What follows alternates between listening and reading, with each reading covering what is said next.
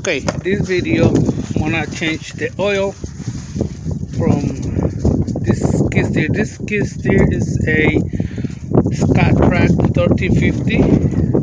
It's exactly the same as the Thomas 133 with Kubota engine, Kubota engine,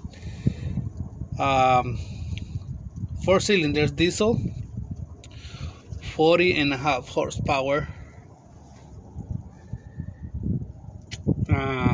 The model number or serial number, whatever it is, it's B1902B.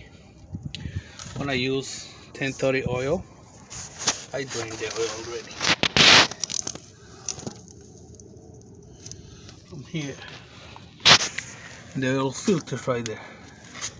It's really cold today. Here it's sunny, but right here in Rhode Island it's cold today. It's mid-January. It's cold. It's supposed to snow.